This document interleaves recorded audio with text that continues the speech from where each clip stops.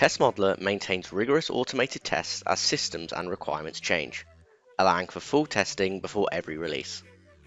Test cases, data, and automation scripts are generated from visual flowcharts and update in tandem with central models.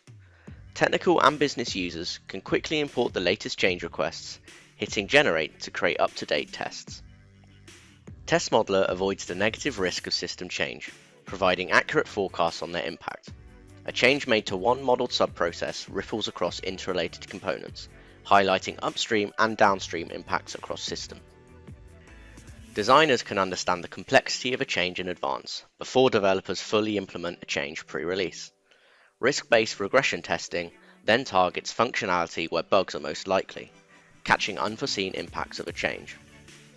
With Test Modeler, QA teams no longer waste time updating test cases in ALM tools or editing vast automation code.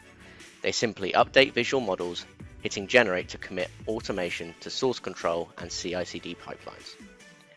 Minimize maintenance and test in sprint with Test Modeler. Visit testmodeler.io to find out more, or start your free trial today.